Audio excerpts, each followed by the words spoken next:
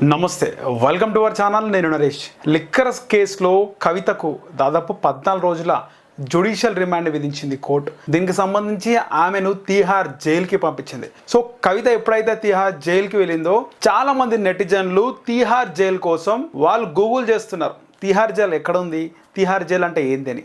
Tihar jail ఒక Asia ఖండంలోనే అతిపెద్ద కారాగారం, అతిపెద్ద జైలు. తీహార్ జైల్లో చాలా కరుడుగట్టిన నేరస్తులను అక్కడ పెడుతూ ఉంటారు.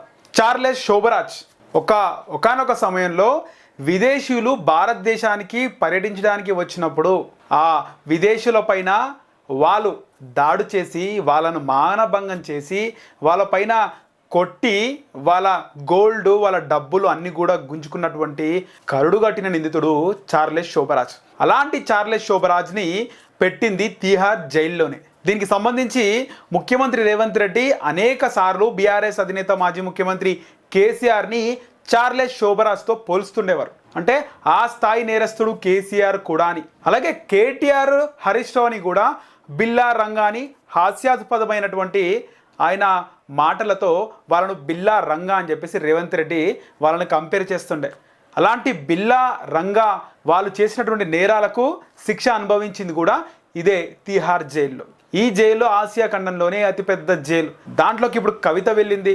కవిత వెళ్ళకముందే, కవిత వెళ్తుందో లేదో అని తెలియక ముందుకే దీనికి సంబంధించి Sukesh welcome to Tihar jail అక్క అని కవితను మెన్షన్ చేసిండు. సో కవిత తీహార్ జైలుకి వెళ్ళింది.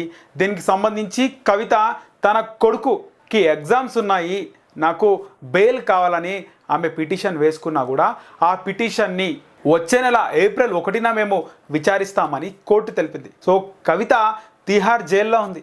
ఇక ఈరోజు తీహార్ జైల్లో ఎలాంటి ఆహారం ఇస్తారు, అక్కడ విఐపీలకు ట్రీట్మెంట్ ఏ విధంగా ఉంటుంది, ఒకవేళ ప్రజాప్రతినిధులు పవర్లో ఉండి సిట్టింగ్ ఎమ్మెల్యేలైనా ఎంపీలైనా మంత్రులైనా ముఖ్యమంత్రి అయినా తీహార్ జైలుకు పోతే ఎట్లా ఉంటుంది, ఆ జైల్లో ఏ విధంగా ట్రీట్మెంట్ ఉంటుంది, నార్మల్ నేరస్తులకి ఎలాంటి ట్రీట్మెంట్ ఉంటుంది, ఫుడ్ ఎట్లా ఇస్తారు అనేది కూడా నెటిజన్లు గూగుల్ చేస్తున్నారు. సో మొత్తం కూడా గత 24 గంటల నుంచి తీహార్ జైలు గురించి సంబంధించి కొన్ని లక్షల గూగుల్ సెర్చ్లు కూడా అయినట్లు కూడా తెలుస్తుంది. సో మొత్తానికి తీహార్ జైల్ మళ్ళీ గుర్తు చేసుకుంటున్నారు ఇక్కడ తెలుగు ప్రజలు. అంటే దానికి ముఖ్య కారణం కల్వకుంట్ల కవిత. ఇంకా కల్వకుంట్ల కవిత ఏం చెప్పింది, తీహార్ జైలుకి వెళ్లే ముందు ఆమె వస్తుంటే కొంతమంది మీడియా ప్రతినిధులు అక్కడ ఉన్నప్పుడు ఈ స్కాము లిక్కర్ స్కామ్ కాదు, ఇది మనీ లాండరింగ్ కాదు, ఇది పొలిటికల్ లాండరింగ్ అని చెప్పింది.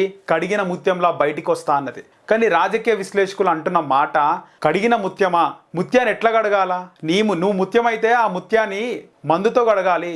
ఎందుకంటే నువ్వు పోయింది మందు కేసులో, లిక్కర్ స్కామ్లో కదా. గతంలో నువ్వు ఒక ముఖ్యమంత్రి అయితే ఏం చేస్తారు అని ఒక యాంకర్ అడిగిన ప్రశ్నకి, నేను ముఖ్యమంత్రి అయితే సంపూర్ణ మద్య నిషేధం చేస్తా అన్నావు, అలాంటిది మద్య నిషేధం పక్కన పెడితే నీకు పొయ్యిపై వ్యాపారం చేయడానికి ఒక మద్యం వ్యాపారమే దొరికిందా కవిత అంటూ చాలామంది నెటిజన్లు కామెంట్లు పెడుతున్నారు. మొత్తానికి కవితక్కను తైతక్క అని కూడా చాలామంది గతంలోనే అన్నారు. ఇప్పుడు విపరీతంగా ట్రోల్కి గురవుతుంది కవిత. నెక్స్ట్ కేటీఆర్ అని కూడా అంటున్నారు. ఎలక్షన్ల ముందు ఏం జరుగుతుంది, కవితను అరెస్ట్ చేశారు, కవితను అరెస్టు చేసినందుకు ఈ ప్రభావం ఎట్లా ఉంటుంది, సానుభూతి వస్తుందా అంటే ఇక్కడ ఖచ్చితంగా సానుభూతి అనేది రావట్లేదు అనిపిస్తుంది. ఎందుకంటే ఓవైపు సిట్టింగ్ ఎమ్మెల్యేలు సిట్టింగ్ ఎంపీలు జంప్ అవుతున్నారు, కేసీఆర్ సైలెంట్గా ఉన్నారు, కవిత అరెస్ట్ అయింది. వాళ్ళు కాపాడుకోలేని పరిస్థితిలో ఉన్నప్పుడు వాళ్ళకి ఓటేస్తే వాళ్ళు ఏం అభివృద్ధి చేస్తారు అనే కూడా ఒక పెద్ద క్వశ్చన్ మార్క్ గా మిగిలింది. ఇది లిక్కర్ స్కామ్ కి సంబంధించి కవిత తీహార్ జైల్ డీటెయిల్స్.